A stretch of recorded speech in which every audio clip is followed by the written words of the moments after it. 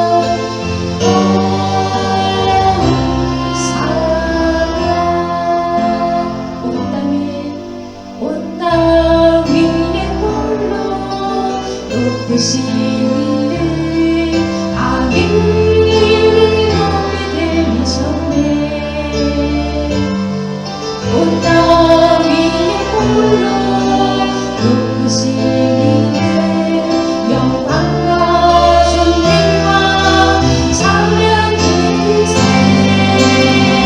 오직 예수 하늘 이름을 덮네.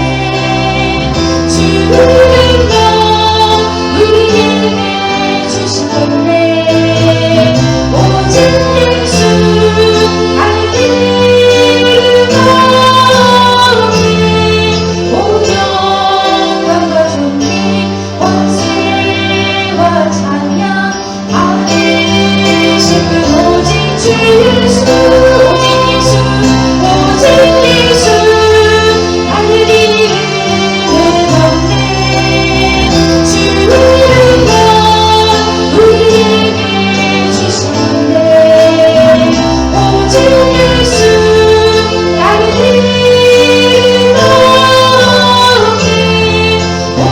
오영광과 존귀 권세와 찬양 받으신 분 오직 주 예수.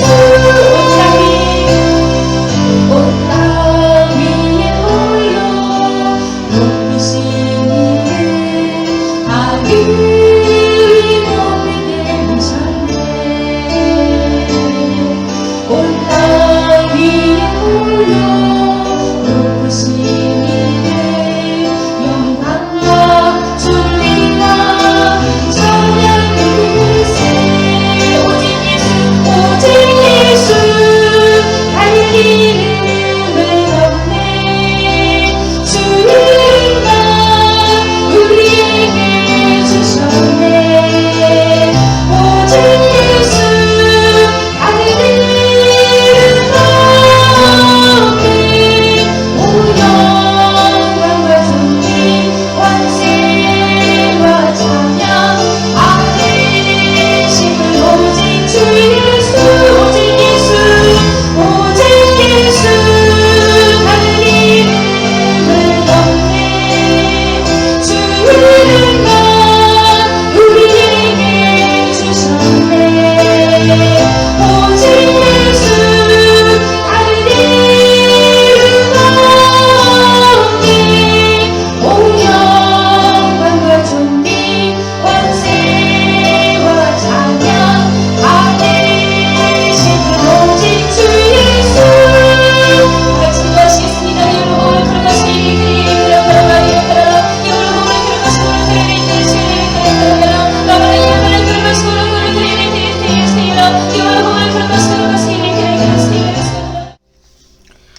오늘 우리들이 함께 보실 하나님 말씀은 느헤미야 1장입니다. 느헤미야 1장 말씀을 교독하시면서 말씀 함께 보시겠습니다.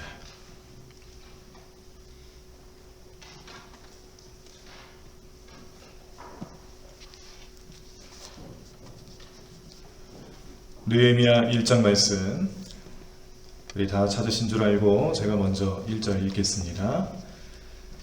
하가랴의 아들 느헤미야의 말이라. 아닥사스다 왕 제20년 기슬루월에 내가 수산궁에 있는데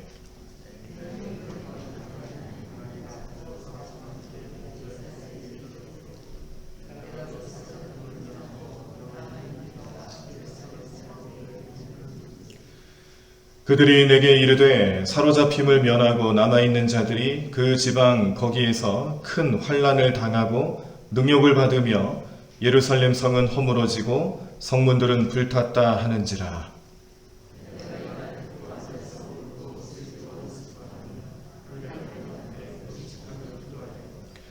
이르되 하늘의 하나님 여호와 크고 두려우신 하나님이여 주를 사랑하고 주의 계명을 지키는 자에게 언약을 지키시며 긍휼을 베푸시는 주여 간구하나이다.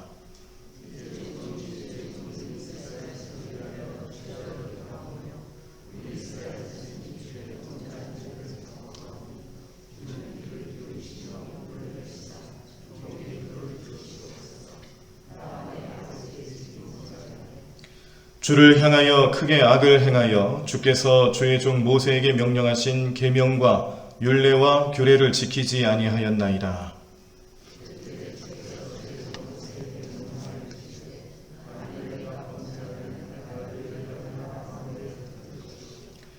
만일 내게로 돌아와 내 계명을 지켜 행하면 너희 쫓긴 자가 하늘 끝에 있을지라도 내가 거기서부터 그들을 모아 내 이름을 두려고 택한 곳에 돌아오게 하리라 하신 말씀을 이제 청하건대 기억하옵소서.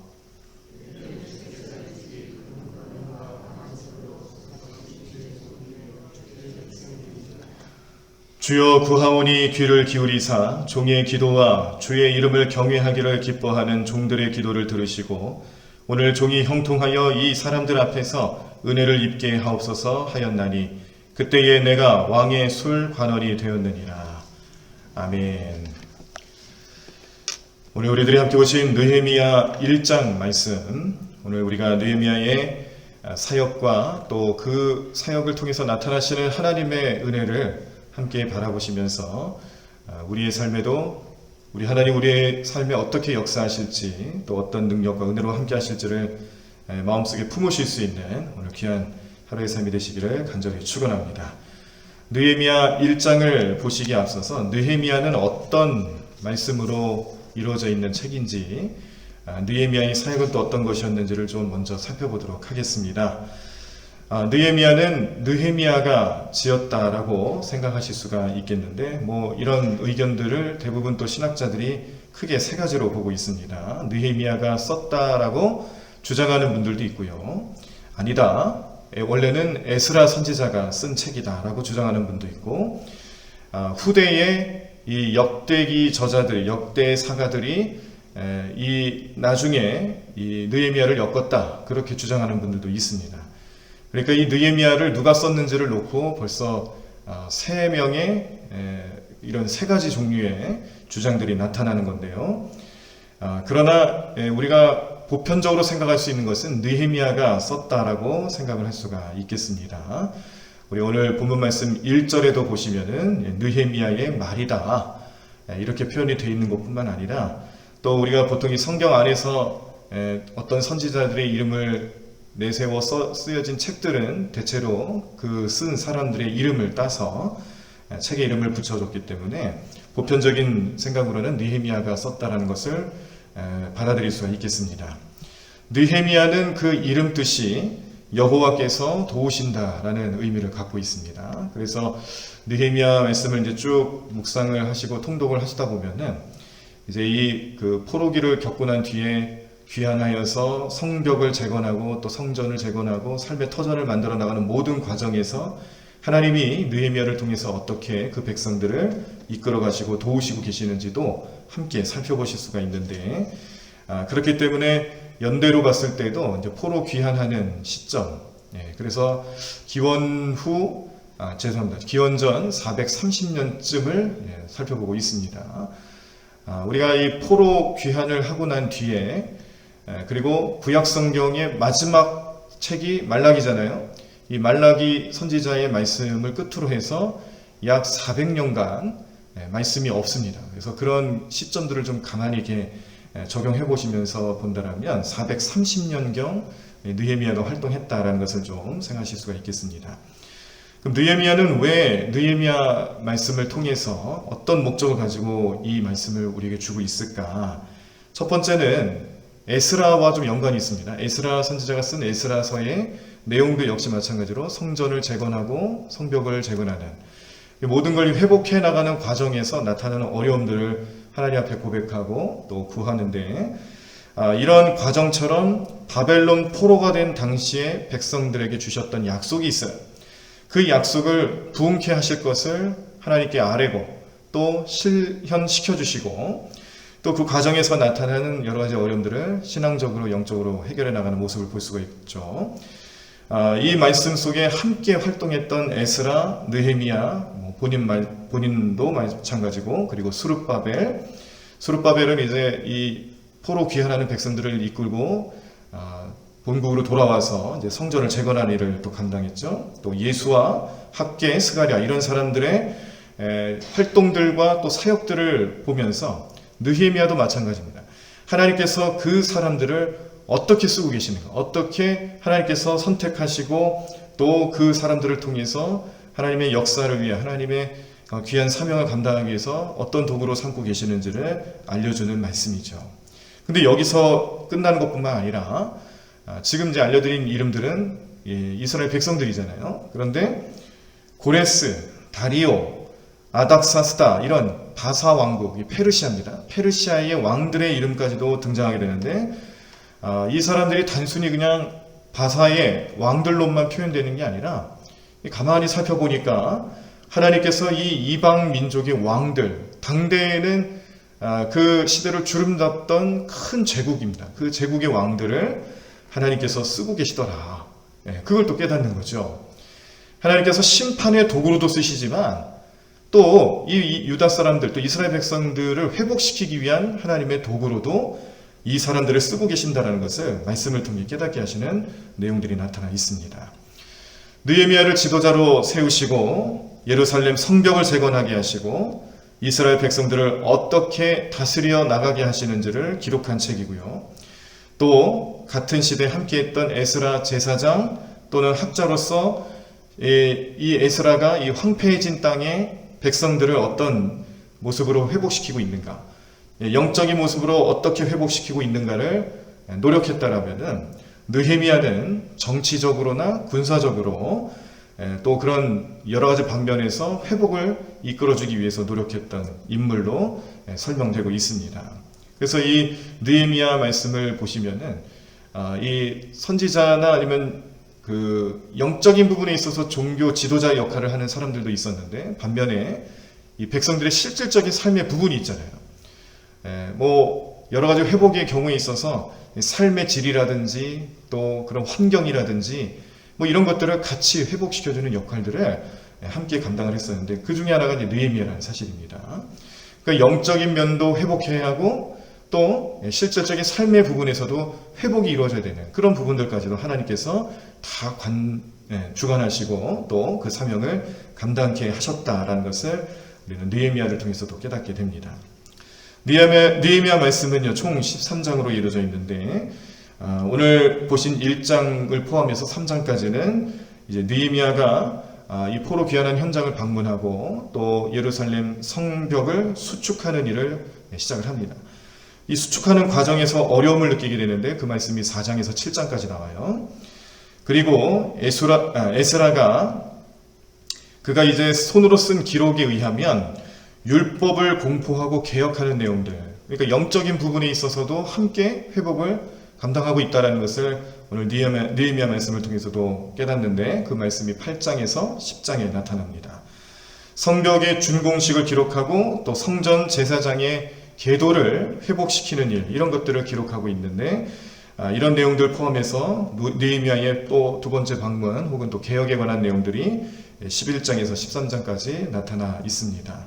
전체적인 말씀의 주제가 느헤미야를 통해서 포로 귀환하는 백성들의 삶을 회복하고 영성을 회복하고 그들의 모든 삶의 주관자 되시는 하나님 앞에 다시금 돌아오게끔 70년이라는 세월이 결코 짧지는 않죠. 그 긴 세월 동안에 이 성전으로부터 멀어져 있고 또 신앙으로부터 낙후되어 있는 그들의 모습을 하나님께서는 그냥 놔두지 않으셨다는 겁니다. 많은 지도자를 세우시고 또 오늘은 느헤미야 같은 사람들을 통해서 여러모로 좀 회복을 할 수 있도록 돕는 역할들을 감당하게 하시는데 오늘 우리가 그 역할을 감당했던 사람 중에 느헤미야 1장 말씀을 보셨어요. 오늘 1장 말씀에서는 이제 느헤미야가 그 마음속에 이 사명감을 가지고 이제 예루살렘 성벽 재건을 위해서 간절히 구하는 기도 내용을 우리가 함께 보실 수가 있었습니다. 소식을 듣죠. 예루살렘 성벽이 완전히 무너졌고 회파되고 또 성문들이 불타고 백성들이 큰 환난을 당하고 능욕을 당하고 있다. 이런 소식을 전해 듣습니다. 그런데 이러한 소식을 들은 느헤미야의 마음속에 슬픈 마음에 잠겨 있는 것뿐만 아니라 이제 하나님께 간구하는 겁니다. 기도를 하는데 오늘 그 기도의 내용은 먼저 금식기도 하는 거예요. 금식기도 하면서 이 백성이 저지른 죄에 대해서 다시 한번 회개하고 하나님께서 모세 때에 주셨던 약속의 말씀을 상기시켜 그 말씀의 언약의 내용대로 곧 우리 이 백성들을 향해서 하나님 은혜를 베풀어 주실 것을 간절히 구하는데 그 내용이 뭐냐면 하나님께 범죄하면 하나님께서 그 백성을 열국을 흩을 것이다라는 경고를 주셨습니다. 그런데 반대로 순종하면 또 청종하면 하늘 끝에 있는 자들까지라도 불러 모아서 하나님께서 택한 곳으로 오게끔 하시고 또 그런 은혜를 베풀어 주시겠다는 약속을 주시지 않았습니까, 하나님? 그러니까 이 약속을 속히 성취시켜 달라고 간절히 기도하는 거예요. 근데 어디서 많이 보신 것 같죠? 이 내용을 우리가 이미 보신 적이 있습니다. 생각나시나요? 지난 주일에 보셨어요. 신명기 30장 1절에서 4절까지 말씀 중에 2절로부터 4절까지 내용이 바로 이 내용입니다. 하나님 앞에 불순종하면 흩어버리시는 하나님의 그런 심판의 역사가 나타나지만, 그러나 하나님 말씀에 청종할 줄 알고 순종하고 또 하나님의 은혜를 입는다면 하나님께서 그 흩어진 자들을 심지어 하늘 끝에 있는 자들까지도 불러 모아서 다시금 모이게 하시고 돌아오게 하실 것이다. 이 말씀을 이제 신명기 말씀을 통해서 모세에게 주신 약속이잖아요. 오늘 느헤미야가 그 내용을 다시 한번 하나님 앞에 아뢰며, 그러니까 하나님 회개합니다. 제가 지금 금식합니다. 우리의 이 백성들의 불쌍한 모습들을 굽어 살펴주시고 긍휼을 베풀어 달라고 요청하는 거죠. 하나님께서 약속하신 이 내용을 오늘 이 시대에 이 순간에 베풀어 달라는 거예요. 그래서 오늘 느헤미야는 그 말씀 붙잡고 기도하면서 모세와 맺은 언약을 근거로 하여 하나님께서 이 백성을 예루살렘으로 다시 모아주실 것을 간절히 구하며 기도하고 있는 겁니다. 그래서 오늘 느헤미야 1장은요, 사실은 이제 이 전에 나와 있는 에스라서에 뒤이어서 나오는 내용이잖아요. 그래서 에스라서의 마지막 부분과 오늘 느헤미야 1장 말씀이 이제 자연스럽게 연결이 되며, 느헤미야를 이제 하나님께서 이 이스라엘 백성들의 지도자로 삼고 계시는구나, 그에게 사명을 주시는구나, 그를 들어 쓰시려고 하는 하나님의 역사하심이 이제 나타나는구나라는 것을 알려주며, 앞으로 전개될 이 회복의 역사, 하나님의 은혜가 어떻게 또 나타나는지, 또 환난과 어려움을 만났을 때 그 모든 과정을 어떻게 극복하게 하시는지를 알려주시는 말씀으로 오늘 시작하고 있습니다. 자, 느헤미야는요, 오늘 말씀을 가만히 살펴보시니까 그가 아닥사스다 왕 제20년 되는 시기에 그 아닥사스다 왕 곁에서 하고 있었던 직분이 있었습니다. 술관원이라는 직분인데요. 술관원이라는 것은 사실 이제 술을 따라주는 역할만 하는 게 아닙니다. 우리 술만 뭐 왕에게 따라드리고 또 그 술에 관한 부분 여긴만 관여하게 하는 게 아니고, 어찌 보면은 왕의 가장 가까운 곁에서 왕의 이야기를 들어주고 때로는 또 권면을 해줄 수도 있고 하는 그런 역할을 감당하는 사람이었어요.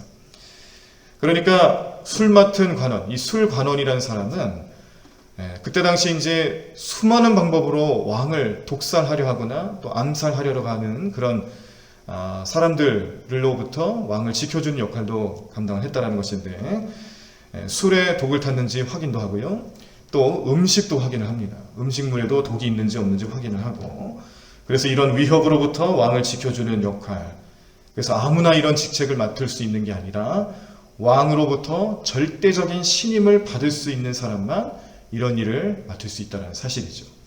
근데 참 놀랍지 않습니까? 바사 왕국 그리고 느헤미야는 속국의 포로입니다. 유다 땅의 속국으로 포로로 잡아온 사람을 그의 곁에 두었다. 대단한 결단을 한 것이죠. 이 아닥사다 왕이 마음속에 품고 있는 생각은 느헤미야를 향한 절대적인 신임을 보여주는 내용이기도 한데, 이 역사가였던 헤로도투스라는 사람이 있습니다. 이 사람이 이 느헤미야의 역할에 대해서 술관원에 대한 이야기를 해주면서 무슨 이야기를 전해주냐면, 가장 큰 영향력을 끼칠 수 있는 사람이 당대에 두 사람이었는데, 한 사람은 왕비, 그리고 또 한 사람은 술관원이었다. 그러니까 느헤미야가 가지고 있는 이 특수한 상황과 이 절대적인 이 권력이 얼마나 대단한 건지 우리가 늘 이 내용을 보더라도 깨달을 수가 있겠죠. 하나님께서 주신 은혜입니다. 하나님께서 이 백성들을 회복의 역사 가운데 지도자로 삼게끔 하기 위해서 주신 하나님의 은혜다라고 우리는 생각할 수가 있고, 이 과정을 통해서 하나님께서 이 심판의 역사 때문에 나타났던 포로 시기를 겪고 있는 이스라엘 백성들을 향해 이 느헤미야라는 사람을 통해서도 역시 소망과 희망 그리고 회복의 역사를 이끌어 가실 하나님의 섭리를 보여주고 계시는구나. 다른 여러 사람들도 있었지만 오늘 특별히 이 왕의 가장 가까운 곳에서 왕을 위해 살아가고 또 보호하고 왕과 더불어서 이 왕비와 더불어서 가장 큰 절대적인 권력도 가질 수 있었던 이 느헤미야가 이제 그 자리를 벗어나서 백성들의 삶을 위해서 이스라엘 백성들을 회복하게끔 하는 그 현장에 나타나 지도자의 역할을 감당하고 하나님의 뜻을 함께 펼쳐나가는 모습을 보실 때에 하나님께서 한 사람 한 사람 들어쓰시는 모든 과정 속에 결코 헛된 것이 없고 하나님의 의미와 또 그 역사하심이 어떻게 나타나는지를 깨닫게 하시는 말씀으로 우리는 보실 수가 있겠습니다. 자, 오늘 느헤미야는 이런 위치에 있었지만 느헤미야가 어떤 소식을 듣습니다. 그리고 애통하게 되는 겁니다. 느헤미야의 마음속에 애통하는 마음을 가지고 기도하게 되는 그 첫 출발점에는 소식을 들었기 때문에 느헤미야가 그런 마음을 가질 수 있었다는 거죠. 동생인 하나니라는 사람이 있는데 하나니가 느헤미야에게 나타나서 이야기를 해주는 거죠. 지금 유다 민족이 또 예루살렘의 형편이 어떤지를 알려주는 겁니다. 무너졌고요. 그리고 불탔고 자기 동족들이 어떠한 어려움을 겪고 있는지를 전해 들었는데 들었을 때에 그런 마음을 가질 수 있었고 또 그 소식을 들었기 때문에 그가 사명감을 가지고 하나님 앞에 무릎을 꿇을 수 있는 모습으로 나타날 수 있었다는 것을 먼저 깨달을 수가 있습니다. 그러니까 우리가 이 세상 살아가면서 우리도 하나님 앞에 여러 가지 모양으로 주시는 사역을 감당하지 않습니까? 그 사역을 감당하고 사명 감당하기 위해서 우리가 마음을 먼저 하나님 앞에 내어놓고 또 그 마음을 다하여서 주님 앞에 쓰임받기 위해서 준비하는 과정 속에서도 이런 모습이 필요하죠. 내 마음을 움직일 수 있는 내 마음속에 여러 가지 애통하는 마음, 또 기쁨, 또 이런 마음들을 가질 수 있도록 하는 데 있어서는 그 무엇보다도 우리가 지금 살아가는 이 현실을 온전히 알고 깨달을 수 있는 소식들이 들려져야 된다는 거예요. 그래서 우리가 신앙생활 할 때도 내가 구원받았다고 해서 내가 구원의 확신으로 살아간다고 해서 지금 이 내 삶이 그냥 멈춰서는 안 된다는 것을 오늘 느헤미야를 통해서 깨달을 수 있는 것은 주변에 또 우리 가족 중에 우리 자녀 중에 우리가 아직까지 인과기도 되지 못하고 복음으로 살아가지 못하는 사람들의 소식을 들어야 된다는 겁니다. 무슨 얘기예요? 관심을 가져줘야 된다는 거죠. 느헤미야는 그 소식을 듣고 백성들의 삶에 대해서 관심을 갖게 된 겁니다. 그 관심이 그의 사역에 불을 지핀 거예요. 우리의 삶에서도 마찬가지죠. 우리가 우리의 인생 살아가면서 나만 구원받았다고 아니란 마음 가질 게 아니란 겁니다. 우리 주변에 우리가 듣고 깨닫고 생각해야 될 소식들이 많아요. 우리 가족들은 어떨까? 우리 자녀들은 어떨까? 우리 속회 식구들은 어떨까? 선교회는 어떨까? 교회는 어떨까? 우리 성도들은 어떨까? 우리 주변에 살아가고 있는 모든 영적인 삶에 대해서 관심 갖고 들을 수 있는 귀가 열리셔야 합니다. 그 마음을 갖게끔 하시는 것은 우리가 소식을 듣기 때문에 가능한 거예요.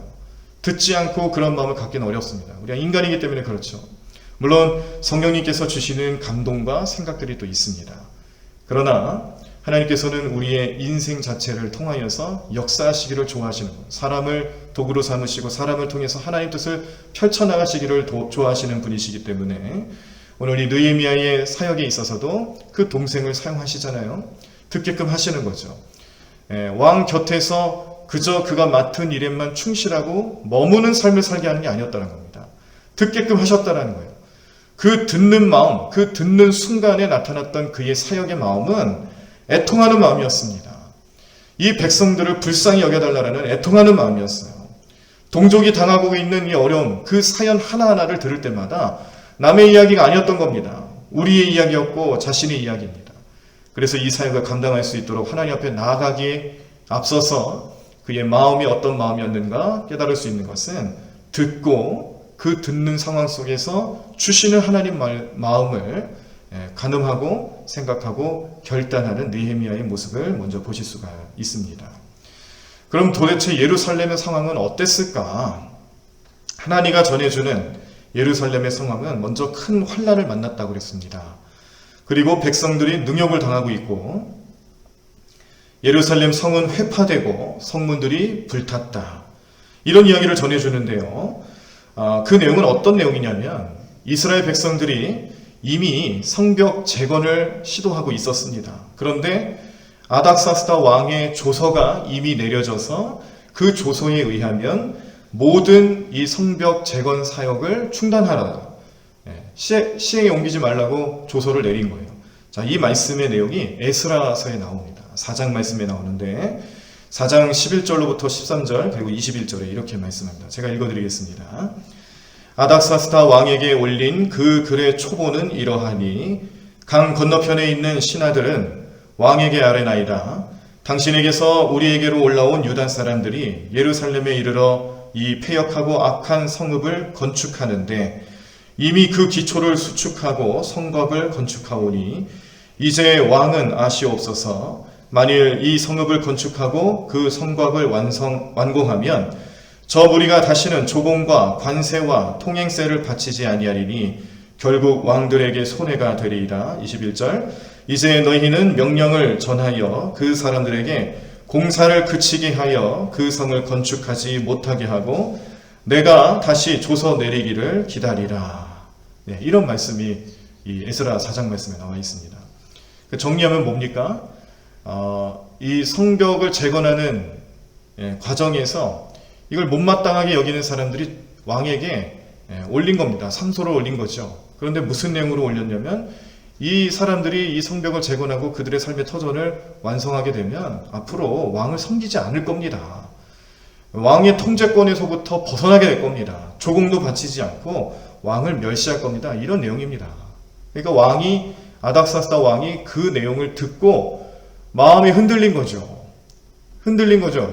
넘어간 겁니다. 그래서 조서를 내리는데 그 조서의 내용이 뭐였냐면은 중단하라는 조서였어요. 그래서 중단하게 되는 과정 속에 이 능욕을 당하고 멸시당하고 또 회복을 할 수 없는 이 모든 상황을 하나니가 나타나서 전해주고 이 이야기를 들은 느헤미야가 그 소식을 듣고 마음의 애통함을 느끼며 하나님께 간구하는 내용으로 오늘 기도하고 있는 것입니다. 그 기도는 금식기도입니다. 금식기도 아무나 하는 게 아니죠. 금식기도는 생명을 걸고 하는 기도. 금식기도를 할 때도 그 금식기도를 위한 준비기도도 분명히 해야 합니다. 왜냐하면 이 금식기도를 통해서 내가 하나님 앞에 정말로 하고 싶은 내용이 무엇이냐, 내가 이 금식기도를 통해서 하나님 앞에 아뢰고 싶은 내 마음은 무엇이냐를 온전히 깨닫기 위한 마음의 준비기도도 해야 된다는 거예요. 요즘 혹시 금식기도를 하고 계시는지 모르겠습니다만 금식기도를 하려고 하시는 마음의 결단이 서셨다면 그 준비하는 기도도 분명히 하셔야 합니다. 하나님 뜻을 물어보셔야 하고요. 또 내가 이런 마음을 가지고 금식기도 하려 하는데 이것이 과연 하나님 뜻인지 아니면 그게 아니라 내 욕심을 단순히 채우려 하는 그런 기도인지를 분명히 분간할 수 있도록 기도하시면서 성령님께 간구하시기를 바랍니다. 오늘 느헤미야는 분명한 목적이 생겨서 금식기도를 하는 것이죠. 나라를 사랑하기 때문에 드릴 수 있는 금식기도였습니다. 나라에 대한 관심과 사랑은 느헤미야를 통해서 그 마음속에 슬피 울고 또 금식할 수밖에 없는 상황으로 나아갈 수 있도록 인도하고 있는데 오늘 우리 모든 그리스도인들도 마찬가지로 우리 모든 성도들도 마찬가지로 이 느헤미야의 마음을 좀 배울 필요가 있겠습니다. 민족이 어려움을 당할 때, 나라가 어려움을 당할 때에 금식 기도하며 무릎 꿇었던 우리의 선조들, 또 우리의 신앙의 선배님들을 보시면서 이렇게 나라를 위해 애통할 수 있는 마음을 가지는 것은 결국 이 성령님 주시는 마음이라는 거예요.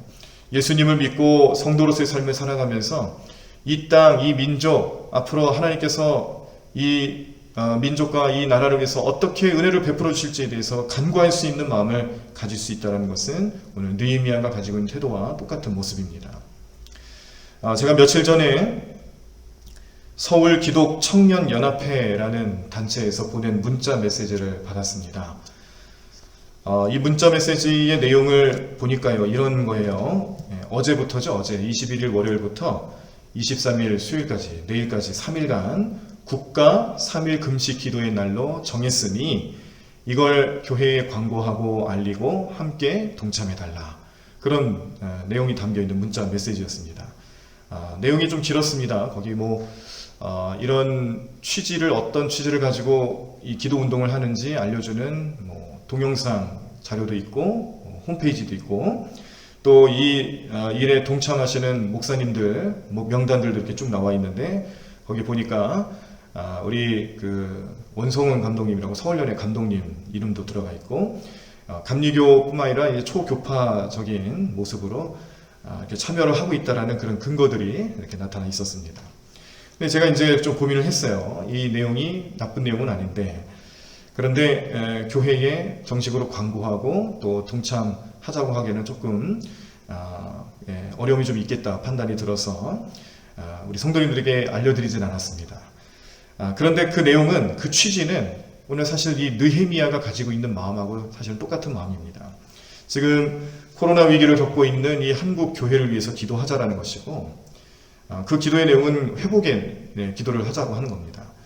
또 북한의 구원을 위해서 기도하고, 대한민국 이 땅이 거룩한 성지가 될 수 있도록 함께 기도하자, 그런 주제를 가지고 금식 기도하며 3일간 그렇게 기도합시다, 그런 내용들이 담겨 있는 것인데, 이 금식 기도하자라고 제안하고 있는 이 내용도 결국에는 뭐였어요? 우리 이 나라를 불쌍히 여기고 또 하나님께서 이 백성을 긍휼히 여겨달라는 그런 요청을 우리가 금식 기도하면서 하나님께 아뢰자라는 내용이죠.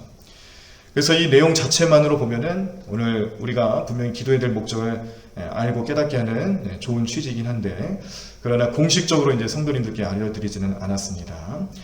그러나 제가 오늘 이 새벽 재단을 통해서도 오늘 뒤늦게라도 말씀을 드리는 것은, 마음에 혹시 감동이 있으시다라면 하루라도 괜찮습니다. 동참해 주시길 바라고, 이 기도 제목 다른 게 아니라 코로나 위기를 겪고 있는 한국 교회와 예배가 회복될 수 있게 기도해 주시는 거예요. 하나는 또 우리가 계속해서 우리 교회에 또 기도 제목들이기도 한 이 북한 땅에 복음이 나타나고 또 구원이 나타날 수 있게 기도하는 것이고요. 또 이 대한민국 이 땅에 정말 성령의 역사심이 나타나고 또 변화되는 이 대한민국 될 수 있도록 그렇게 나라를 위해서, 우리 민족을 위해서 기도해달라는 내용이니까 오늘 마음에 기억하고 계시다가 하나님 주시는 생각에 따라 동참하실 수 있으면은 또 이 금식 기도에 함께 해주시면 감사하겠습니다. 이런 마음을 가지고 금식 기도하고자 하는 이런 뜻을 품는 것도 느헤미야가 가지고 있는 마음의 모습이었고요. 느헤미야가 가지고 있었던 이런 마음을 오늘 우리가 잘 본받아서 또 기도하는 날로 정할 수 있었다는 것을 생각해 주시면 감사하겠습니다. 느헤미야는 이렇게 이 백성들이 당하고 있는 어려움과 슬픈 현실들을 기도함으로써 회개하고 하나님 앞에 약속을 성취받기 위해서 나아가는 삶의 모습을 보여주고 있는데, 이것을 통해서 느헤미야는 결국 단순히 하나님 우리에게 은혜를 베풀어 달라고 기도하는 것뿐만 아니라 은혜를 경험하고 은혜를 간구하는 그 자리에 하나님 주시는 소명도 있다고, 그의 삶을 하나님께서 이끌어 가시는 이 일에 쓰임받게끔 내어 맡기는 그런 사명 감당을 위한 결단도 하고 있다는 것을 깨닫게 됩니다. 지금 이 아닥사스다 왕을 가장 가까운 곳에서 보필하고 있는 느헤미야가 그가 가지고 있는 이 가장 큰 장점을 이용해서 백성들을 구원하는 일에 또 돕는 일에 나서겠다는 것이죠. 그 일을 위해서 하나님께서 역사해 주실 것을 믿음으로 바라보고 있고, 또 자신의 이런 위치를 통해 하나님께서 어떻게 그 사역을 감당하게 하실지를 잘 알고 맡길 수 있는 그의 모습을 오늘 우리가 보실 수가 있었습니다. 그러므로 오늘 우리는 이 느헤미야 1장 말씀을 보시면서 우리의 마음속에 영적인 교훈으로 삼아야 될 내용들이 있는데요. 먼저는 느헤미야가 사실은 대단한 가문의 출신은 아닙니다. 그런데 하나님과 그의 백성 또 그의 나라에 대한 열정과 또 그런 모든 마음의 사역을 감당하기 위해서 그가 나타내 보이고 있는 모습은 본받을 필요가 있다는 거예요. 열정이 있는 모습으로 하나님 사역을 감당하기 위해서 그가 나타나는 모습들을 우리 마음속에 새겨놓자라는 말씀입니다. 그래서 우리는 이 느헤미야의 모습을 통해서 우리가 이런 모습으로 좀 다시 한번 결단을 좀 하셨으면 좋겠는데, 자, 우리 좀 따라서 좀 해보실까요? 제가 이제 말씀을 해드리면 한번 따라서 좀 해보시기 바랍니다. 하나님의 사역 감당하면 하나님께서 역사하신다. 네, 다시 한번 하겠습니다. 하나님의 사역 감당하면 하나님께서 역사하신다. 예, 사역 감당하면 하나님 역사하신다라는 거예요. 사역이랑 역사라는 말은 한자로 순서만 바뀌었지 의미는 좀 다르죠. 하나님의 사역이라는 것은 하나님께서 우리에게 맡겨주신 여러 영적인 일들, 또 사명과 관련된 일들인데, 이것이 때로는 우리의 삶에 부담스럽게 나타날 때도 있습니다. 그런데 순종하는 마음으로 믿음으로 바라보면서 그 사역을 감당하시면 하나님이 역사하신다는 거예요. 내가 하는 것처럼 생각되고 내가 그 사역 감당한 것처럼 보일지 모르지만 아닙니다. 우리가 그 사역을 감당하실 때에 나를 통해서 나타나시는 하나님의 역사가 나타난다는 거예요. 이 사실을 믿고 느헤미야가 그 일을 감당했다는 것을 기억하시고 우리도 오늘 이 시대에 우리 삶을 살아가시면서 주시는 사역에 최선을 다해 보십시오. 우리에게 맡겨주신 하나님 사역에 열심을 한번 내보시자라는 말씀이에요. 그러면 하나님께서 역사하실 줄로 믿습니다. 그 역사하심을 바라보면서 오늘 하루 믿음으로 승리하는 귀한 하루의 삶이 되기를 간절히 축원합니다. 또 한 가지는 지금 느헤미야의 상황이 결코 순탄한 상황은 아닙니다. 어찌 보면요, 왕에게 미움을 살 수도 있는 상황이에요. 아무리 왕의 신임을 받는 자라 할지라도 왕이 생각할 때는 지금 나를 떠나서 너희 백성 살리고자 지금 나를 떠나겠다는 얘기 아니겠느냐, 이렇게 받아들일 수 있는 상황이거든요. 그런데도 불구하고 그가 담대한 모습으로 이제 왕에게 나아가는 겁니다. 그랬을 때에 이 어려운 상황 속에서도 최선을 다하는 그의 모습, 하나님 주시는 이 마음, 또 하나님께서 자신을 들어 쓰시고자 하시는 그 사역에 대해서 관심 갖고 또 잘 섬기기 위해서 최선을 다하는 그 모습을 보여주는 오늘 말씀을 통해서 우리도 우리의 신앙과 우리의 삶에 또 우리가 감당해야 될 주님 주신 명령에 또 여러 가지 사역에 정말 최선을 다하는 삶을 살아갈 수 있도록 기도하시고 그 삶을 통해서 오늘도 성령님의 역사하심과 또 능력을 체험하실 수 있는 우리 모든 성도님의 삶이 되시기를 간절히 축원합니다. 다 자리에서 일어나시겠습니다. 이른 아침 내 영혼의 목마름에 문을 열고 나의 사랑 내 주님께 이 하루를 맡겨요. 이른 아침 내 영혼의 목마름에 문을 열고 나의 사랑 내 주님께 이 하루를 맡겨요. 오늘 함께 통성으로 기도하실 때 말씀을 기억하시면서 말씀의 내용대로 살 수 있게 도와달라고 성령 충만함을 간구하시는 기도로 함께 하시기를 바랍니다. 오늘 또 우리 중보 기도하실 때에 우리 재무부를 위해서 또 우리 교사들을 위해서 또 저를 위해서 기도해 주시고 또 원로 목사님과 사모님의 영역간의 강건함 또 성령 충만함을 위해서도 함께 기도해 주시기를 바랍니다. 오늘은 화요일입니다. 우리 전도대를 위해서 또 전도인을 위해서 또 전도하는 모든 사역을 위해서 지금은 위축되어 있지만 속히 회복되고 우리 열심을 다해 또 전도하는 일에 최선을 다할 수 있도록 도와달라고 또 중보하며 기도해 주시기를 바랍니다. 우리 말씀 기억하며 결단하는 마음으로 함께 통성으로 기도하겠습니다. 주님 감사합니다. 오늘도 주님의 은혜와 축복의 손길로 임하여 주시옵소서. 우리 마음을 다스려 주시옵시고 주님 능력으로 살아가는 귀한 삶 될 수 있도록 역사하여 주시옵소서. 하나님 오늘도 주님과 함께하는 귀한 삶 되기를 원합니다. 우리 모든 삶의 능력 되시는 주님만을 의지하며 살아가는 우리 모든 주의 백성들 될 수 있도록 인도하여 주시옵시고 우리 모든 성도들의 삶이 될 수 있도록 그 발걸음을 축복하여 주시옵소서. 오늘 하루도 주님 앞에 나아가 기도하며 말씀 붙잡고 살아갈 것을 결단하오니 느헤미야 말씀을 통하여서 우리에게 주시는 하나님의 귀한 의미와 그 삶의 놀라운 능력들을 체험하고 그 역사하심에 동참할 수 있는 우리 모든 성도들의 삶이 될 수 있도록 인도하여 주시옵소서. 하나님 붙잡아 주실 줄로 믿습니다. 물론 주님 역사하심 가운데 믿음으로 나가는 계속될 수 있도록 인도하시고 하실 줄로 믿습니다. 믿음으로 우리 승님의 살아가는 귀한 삶 될 수 있도록 도와주시옵소서. 하나님 은혜 베풀어 주시옵소서. 주님의 은혜 가운데 영광 돌리는 삶 될 수 있도록 역사하여 주시옵소서. 하나님 물론 믿음으로 온전히 승님의 살아가는 귀한 삶 될 수 있도록 성령님 우리 모든 마음을 주장하여 주시옵시고 성령 주님의 살아갈 수 있도록